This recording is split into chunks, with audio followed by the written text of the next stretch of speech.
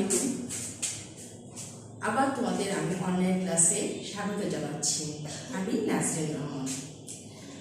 আমি অষ্টম শ্রেণীর বিজ্ঞান পর্ব তোমাদের গত ক্লাসে প্রাণী জগতে শ্রেণীবিন্যাস পড়াইছিলাম। তার মধ্যে তিনটা পর্ব নিয়ে আলোচনা করেছিলাম। আজ বাকি পর্বের মধ্যে নেমাটোডা, অ্যানেলিডা এবং আর্থ্রোপোডা, এই তিনটা নিয়ে আজকে আমি তোমাদেরকে আলোচনা করব ইনশাআল্লাহ। ততক্ষণ তোমরা আমার সাথে থাকো, আর আশা করছি তোমরা সবাই ভালোই আছো। তাহলে আমরা শুরু করি। পর্ব এটা হচ্ছে 4 নম্বর পর্ব নেমাটোডা। পর্ব নেমাটোডা।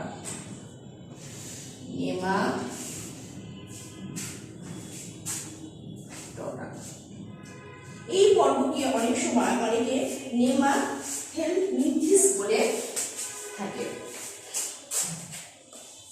এই পর্বকে অনেকে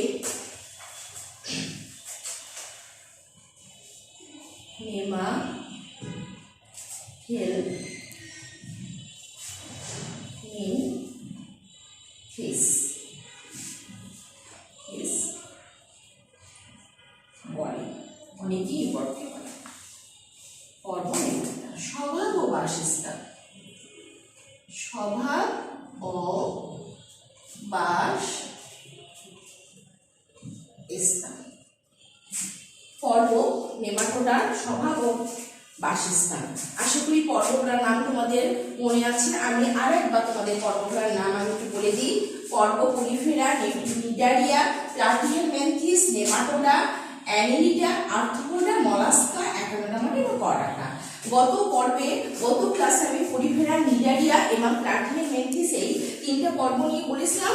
আর আজকে পড়াবো আমি ইনশাআল্লাহ চেষ্টা করবো নেমাটোডা, অ্যানেলিডা এবং আর্থ্রোপোডা, এই তিনটা পর্ব আমি তোমাদের আজকে পড়াবো।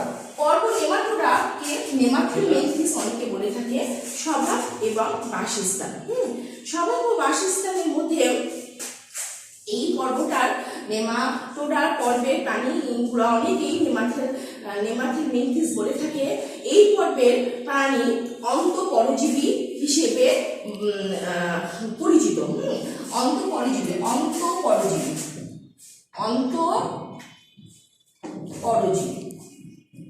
আমি ছোট ছোট করে লিখে তোমাদের বোঝাচ্ছি। অন্তঃপরজীবী হিসেবে পরিচিত এই পর্বের প্রাণীরা প্রাণীর দেহে রক্তে বসবাস করে। তারপরে হচ্ছে অন্তঃপরজীবী প্রাণীগুলা সাধারণত মানব দেহে অন্তে এবং রক্তে বসবাস করে আর নানা রকমের ক্ষতি সাধন করে থাকে। আর তাছাড়াও অনেক প্রাণী পানিতে এবং মাটিতে বসবাস করে। এই হচ্ছে স্বভাব এবং বাসস্থান। এই নেমাটোডার স্বভাব এবং সাধারণ বৈশিষ্ট্য।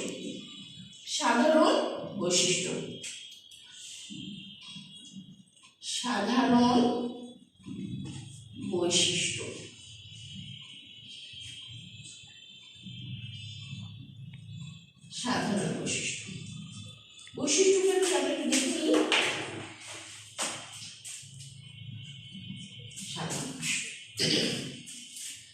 দেহ নলাকার এবং পুরো ত্বক দ্বারা আবৃত। দেহ নলাকার ও ত্বক দ্বারা আবৃত।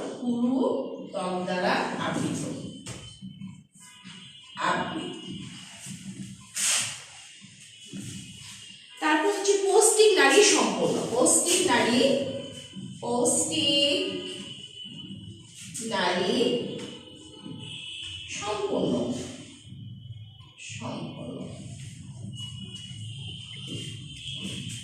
তারপরে শ্বসনতন্ত্র ও সংবহন তন্ত্র অনুপস্থিত।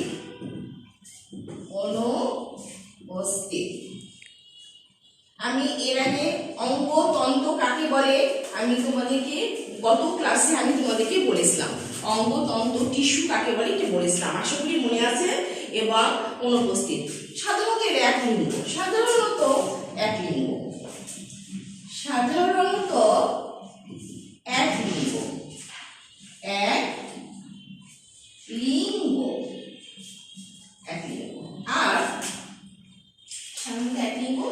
আর এদের দেহ এদের দেহ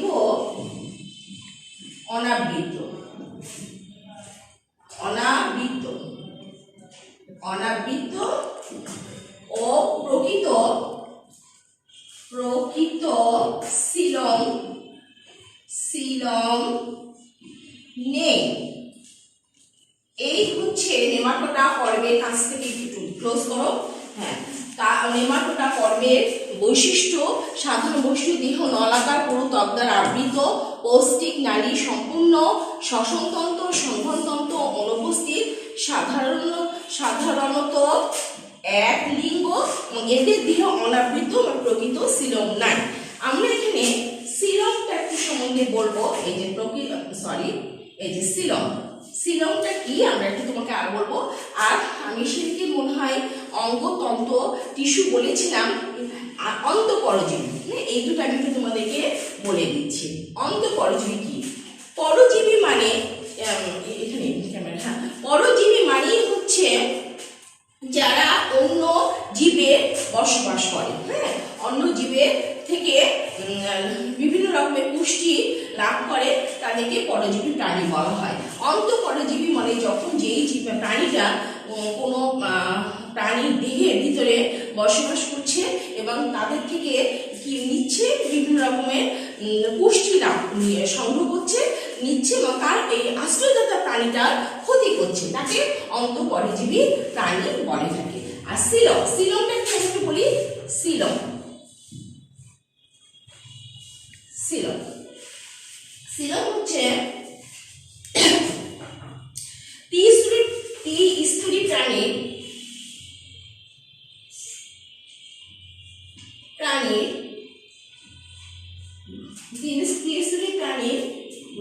ভ্রূণীয় কোষ্ঠ, আমি লিখে দেখা বলছি,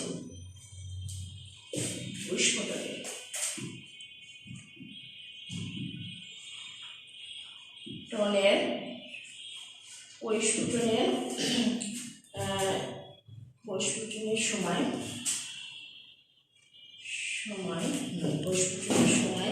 যে দেহ গহ্বর সৃষ্টি হয়, যে দেহ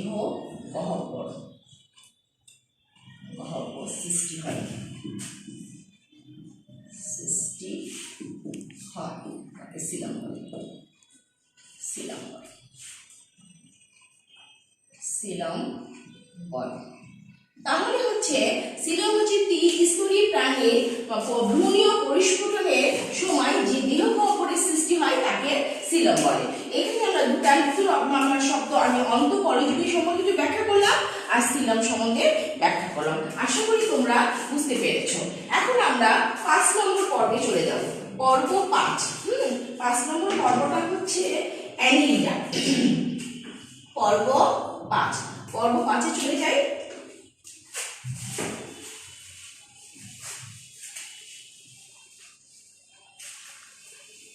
পর্ব 5 হচ্ছে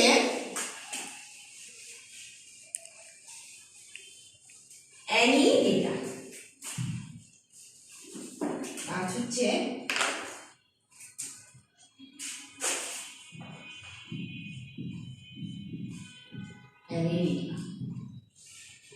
অ্যানিলিডা পর্ব। পর্ব 5 অ্যানিলিডা স্বভাব এবং বাসস্থান। হ্যাঁ, ও সরি, একটু আমার ভুল হয়ে গেছে। নেমাটোডা পর্বের উদাহরণটা আমি দেইনি। নেমাটোডা পর্বের উদাহরণ হচ্ছে যে গোল কৃমি,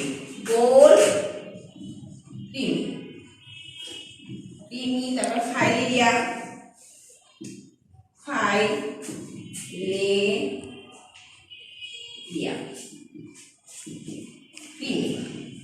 এই হচ্ছে নেমাটোডা পর্বের উদাহরণ। আমার একটু ভুল হয়েছে, এবার আমি তোমাদের অ্যানিলিডা পর্বটা শুরু করি। হ্যাঁ, অ্যানেলিডা পর্বের স্বভাব এবং বাসস্থান।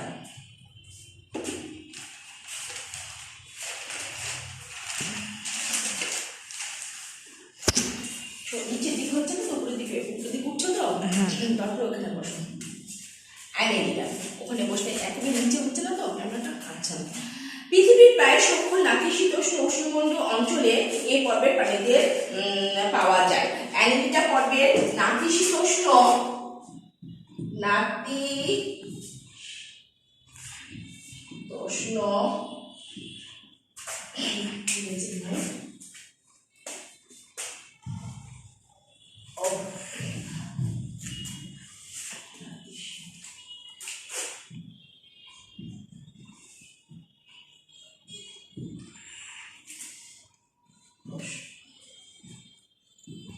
ও উষ্ণমন্ডলীয়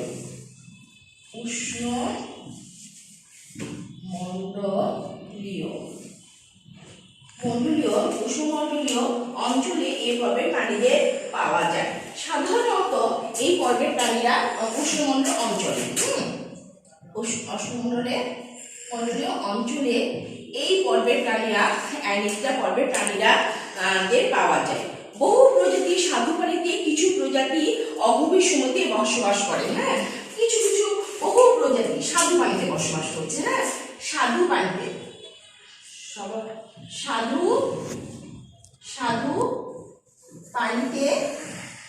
এবং অগভীর সমুদ্রে বসবাস করছে। সমুদ্রে বসবাস করে বহু প্রজাতি।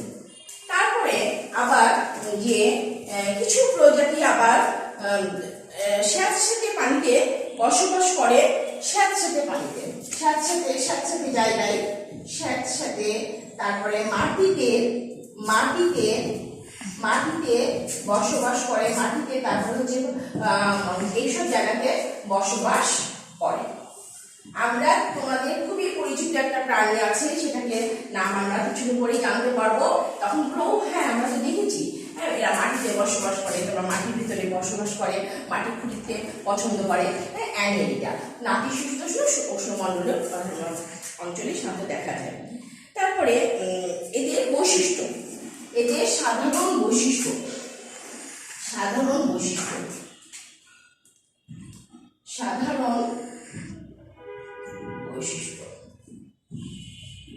অ্যানেলিডা পর্বের সাধারণ বৈশিষ্ট্য। এদের দেহ নলাকার এবং খণ্ডায়িত। দেহ নলাকার ও খণ্ডায়িত।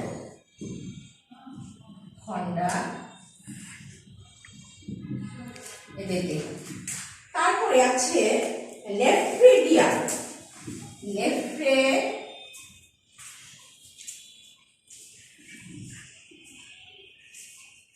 নেফ্রেডিয়ান নামক রেচন অঙ্গ আছে।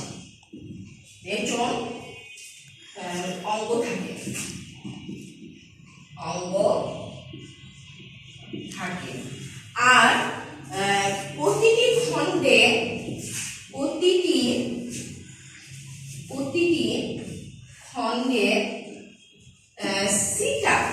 সিটা থাকে, তবে যোগে থাকে না। সিটা থাকে, শুধুমাত্র যোগে থাকে না। যোগ তোমরা তো চিনো, যোগে থাকে না। আর এই সিটাগুলো কি করে? সিটা চলাচলে সাহায্য করে। হ্যাঁ, সাহায্য করে। এই যে উদাহরণ হিসেবে আমি একটি উদাহরণ লিখে দিলাম, পরে ভুলে যাবো হয়তো। উদাহরণ হচ্ছে কেঁচো। নাম শুনেছো না তোমরা? কেঁচো আর যোগ।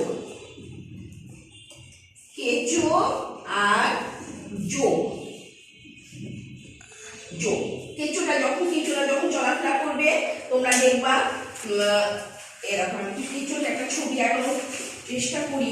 কেঁচো আর এই যে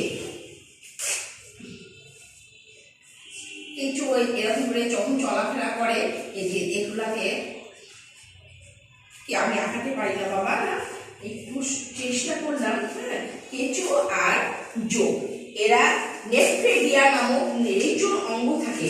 এর আগে আমরা পড়েছিলাম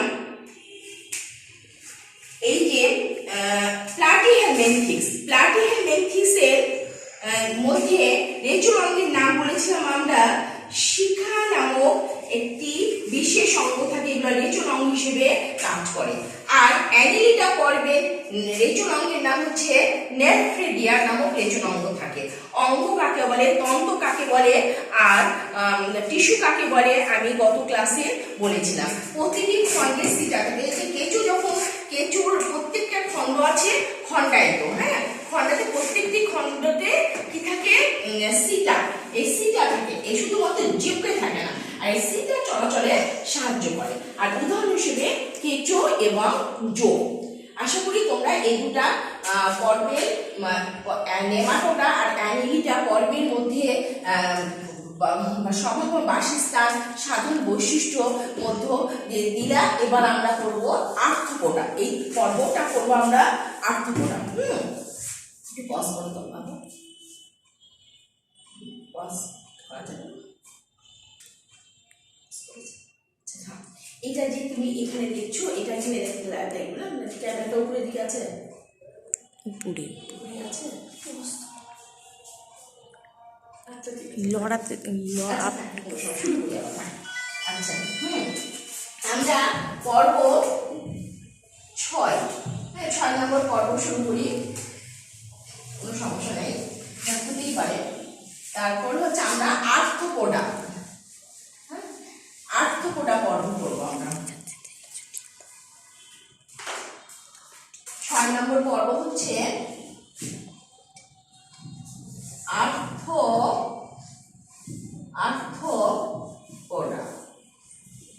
আর্থ্রোপোডা পর্ব।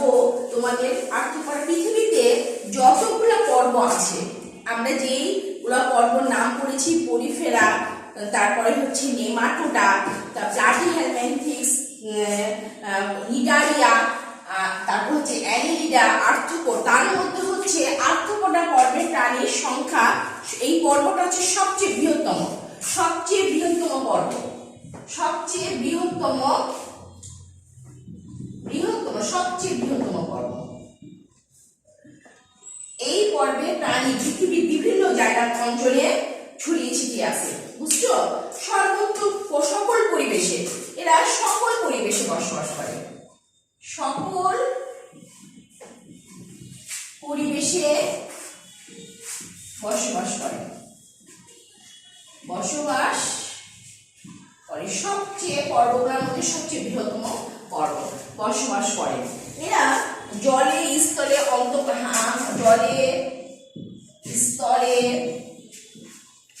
তারপরে হচ্ছে অন্ত পরজীবী হিসেবে, বহি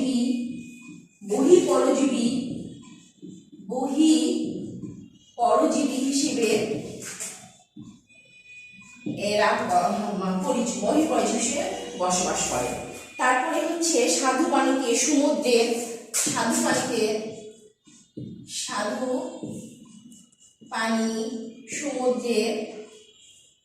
বসবাস করে। সমুদ্রে বসবাস করে। এই হচ্ছে আর্থ্রোপোডা পর্বের স্বভাব এবং বাসস্থান। আমি এবার আর্থ্রোপোডা পর্বের সাধারণ বৈশিষ্ট্যটা বলবো। আর্থ্রোপোডা পর্বের সাধারণ বৈশিষ্ট্যের মধ্যে আছে যে দেহ বিভিন্ন অঞ্চলে বিভক্ত, দেহটা বিভিন্ন অঞ্চলে বিভক্ত।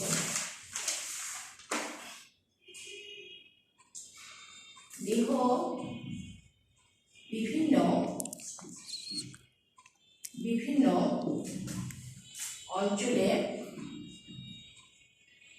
অঞ্চলে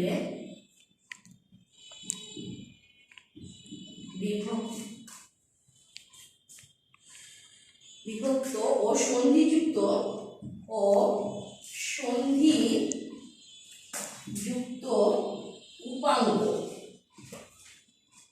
উপাঙ্গ থাকে, ঠিক আছে?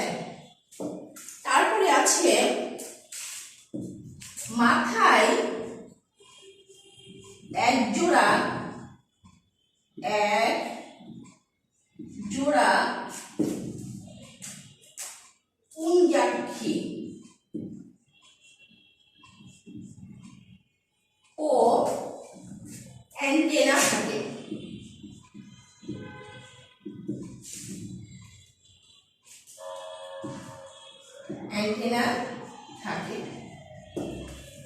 তারপরে আছে নরম দেহ কাইটিন।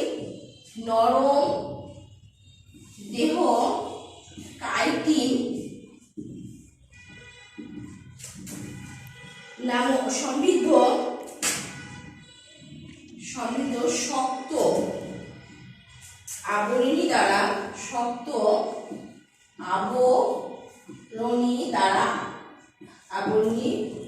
দ্বারা আবৃত।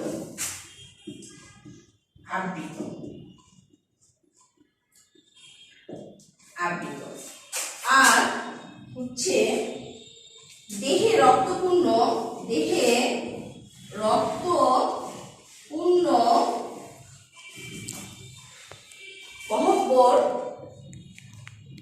গহ্বর হিমোসিল নামে পরিচিত।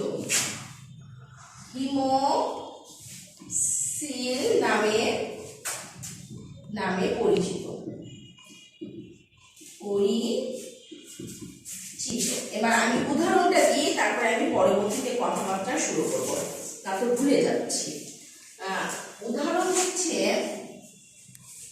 উদাহরণ আরশোলা তোমরা চিনো, দেখেছো। আরশোলা, প্রজাপতি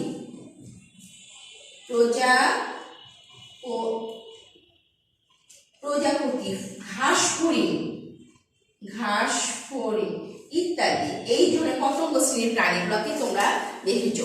তাহলে আমি আরেকবার একটু বলে দিচ্ছি। সকল পরিবেশে বসবাস করে জলস্থিত অন্তর্জীবী, অন্তঃপরজীবী এবং ভূপরজীবী, সাধুপ্রাণী সমুদ্রে বসবাস করে। দেহ বিভিন্ন অঞ্চলে বিভক্ত, মানে সন্ধিযুক্ত উপাঙ্গ। এখানে আমরা নতুন শব্দ পেয়েছি, সন্ধিযুক্ত উপাঙ্গ। আমি বলে দিব, বর্ণনা দিব। সন্ধিযুক্ত উপাঙ্গ থাকে। মাথায় এক জোড়া পুঞ্জাক্ষী ও অ্যান্টেনা থাকে। নরম দেহ কাইটিন সমৃদ্ধ শক্ত আবরণী দ্বারা আবৃত। দেহে রক্তপূর্ণ গহ্বর হিমোসিল থাকে। হিমোসিল মানে এই আর্থ্রোপোডা পর্বের প্রাণীদের যে দেহ গহ্বর, সেই দেহ গহ্বরটাকে রক্তপূর্ণ তো অবশ্যই, এবং তা হিমোসিল নামে পরিচিত। এখন তোমাদেরকে আমি একটু বর্ণনা দিব এই যে সন্ধিযুক্ত উপাঙ্গ আর এই যে পুঞ্জাক্ষী, এই শব্দটা আমি তোমাদেরকে একটু বলবো। তার আগে আমি তোমাদেরকে একটু দেখাই। এই যে প্রজাপতিতে তোমরা দেখেছো, আমি আঁকাতে পারি না তেমন, আমি একটু চেষ্টা করি। এই যে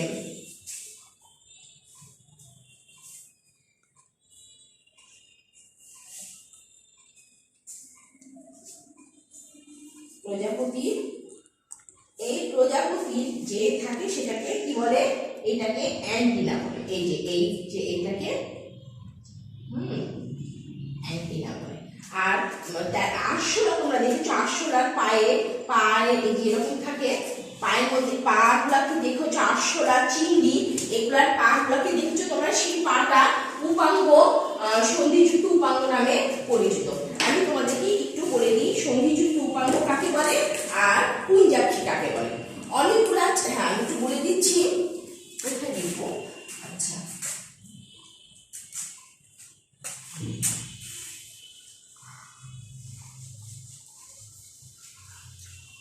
এই যে পুঞ্জাক্ষী।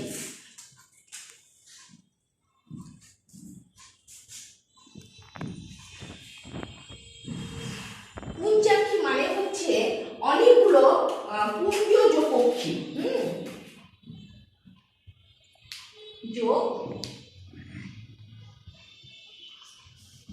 ক্লাসে থাকলে তোমরা আমাকে জিজ্ঞাসা করতাম। প্রত্যেকটা ক্লাসে, অষ্টম শ্রেণী বিজ্ঞান ক্লাসে যখন আমি এটা পড়িয়েছি, প্রত্যেকটা মেয়ে আমাকে মাঝে ওই ক্লাস থেকে বর্ণনাটা আসলে আমাকে বলে, ম্যাডাম পুঞ্জাক্ষীটা কি? হ্যাঁ, পুঞ্জজ অক্ষী। তাহলে সাধারণ অসংখ্য সরল অক্ষীর সমন্বয়ে গঠিত একটি যৌগিক অসংখ্য সরল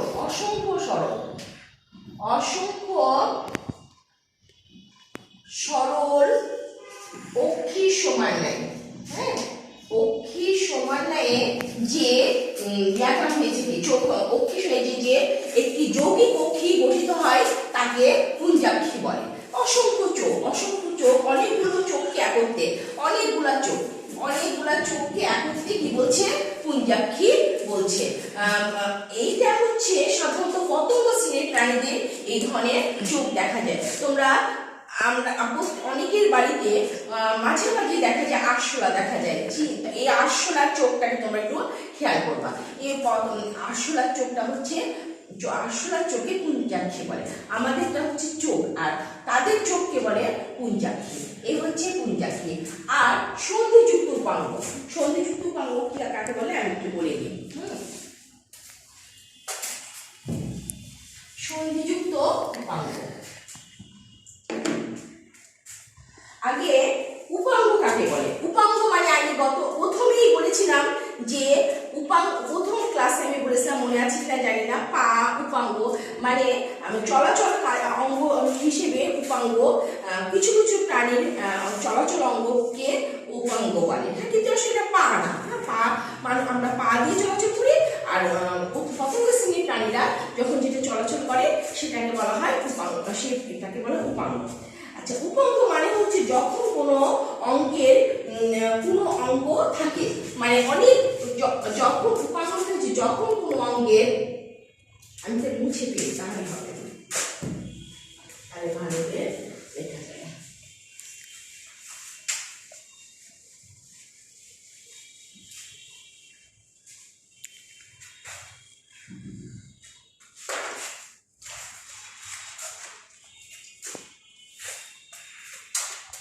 উপাঙ্গ হচ্ছে সন্ধিযুক্ত উপাঙ্গ। সন্ধিযুক্ত উপাঙ্গ। আচ্ছা, উপাঙ্গ মানে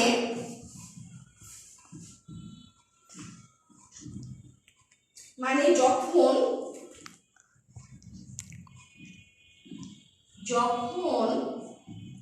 কোনো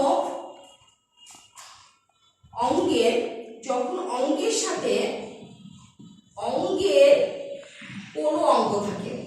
আমি একটু ব্যাখ্যা করে দিচ্ছি। কোনো অঙ্গ থাকে,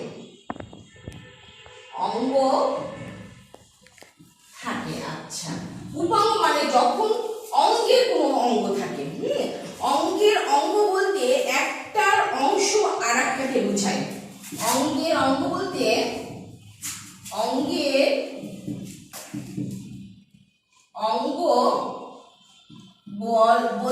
একটার সাথে একটার অংশ, অঙ্গ বলতে একটার অংশ সাথে আর একটা অংশ থাকে। একটার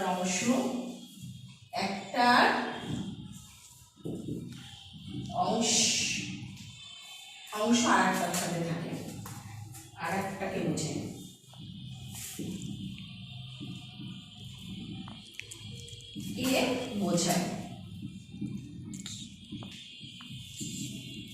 বোঝায়। হ্যাঁ, যেমন দেখো আমাদের হাতের সাথে কি আছে? হাতের সাথে আছে হাতের আঙ্গুল। দেখো আমাদের হাতের সাথে কি আছে? হাতের আঙ্গুল। হ্যাঁ, এটা হচ্ছে এই আঙ্গুলটা হচ্ছে হাতের সাথে, হাতের অংশ হচ্ছে হাতের সাথে আছে, অংশ হচ্ছে আঙ্গুল।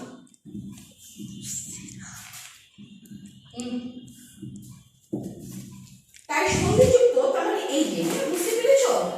তাহলে আমি একটু বলে দিই।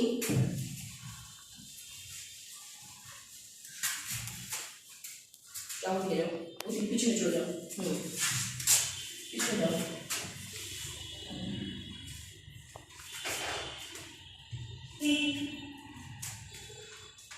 এটা আমাদের একটু বলি তোমাদের। এই দেখো রেল লাইনে তোমরা দুটা কি দেখেছো? লোহার পাত দেখেছো।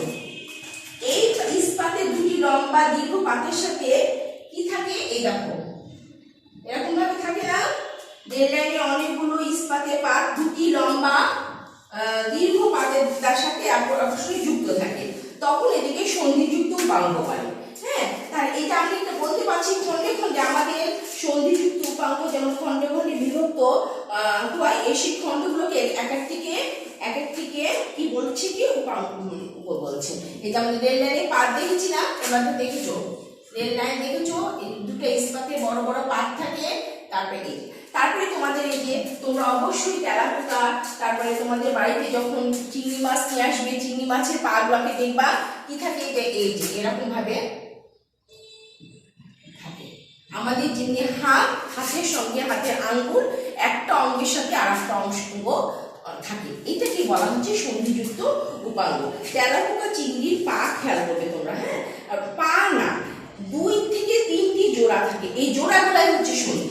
2 থেকে 3 জোড়া চিংড়ি মাছে দেখবা জোড়া, এই জোড়াগুলাই হচ্ছে জোড়া থাকে, এই জোড়াগুলাই হচ্ছে সন্ধি। জোড়া গুলোই হচ্ছে সন্ধি। আর উপাঙ্গ তো আমি তোমাদেরকে বললাম, হ্যাঁ, যে এটা পা না কিন্তু পায়ের মতো, যখন এই সন্ধিযুক্ত উপাঙ্গ তখন তাকে বলে। এই হচ্ছে আজকে আমাদের আলোচনা। আমরা আজকে বললাম নেমাটোডা, অ্যানেলিডা এবং আর্থ্রোপোডা পর্বে। এখানে অসংখ্য ছোট ছোট প্রশ্ন আসে, যেমন আমাদের নৈবেদিকে আসে যে পৃথিবীতে সবচেয়ে বৃহত্তম পর্বের নাম বলো, আমরা কি বলবো? আর্থ্রোপোডা। তারপরে তোমাদের আছে যে নেফ্রেডিয়া, হিমোসিল, এই ধরনের সন্ধিযুক্ত উপাঙ্গ। আমরা আজকে কিন্তু অনেক 3টা পর্বের মধ্যে বললাম, এবং তাদের মধ্যে অনেক সবগুলা থেকেই বলতে গেলে নৈবেদিক প্রশ্ন আসে। তাহলে তোমাদের প্রত্যেকটা বিষয় পড়তে হবে, প্রত্যেকটা পর্ব আলাদা খুবই ভালো করে পড়তে হবে। আর আমি তো বলেইছি যে আমাদের স্কুল যখন খুলবে, আমরা যখন স্বাভাবিক অবস্থাতে যাব, তখন তো তোমাদের সাথে আমাদের দেখা হবে। তখন আমরা তোমরা কি পড়ছো না পড়ছো আমরা অবশ্যই তখন আমরা তোমাদেরকে প্রশ্নের মাধ্যমে ধরে বলতে বুঝতে পারবো। আর ততদিন পর্যন্ত তোমরা বাসায় থাকবা, সুস্থ থাকবা এবং ভালো করে পড়াশোনা করো, এবং কি হচ্ছে প্রত্যেকটি পর্ব ভালো করে পড়বা। ততদিন মধ্যে ভালো থাকো, সুস্থ থাকো। আবার তোমাদের সাথে আগামী ক্লাসে দেখা হবে। আসসালামু আলাইকুম।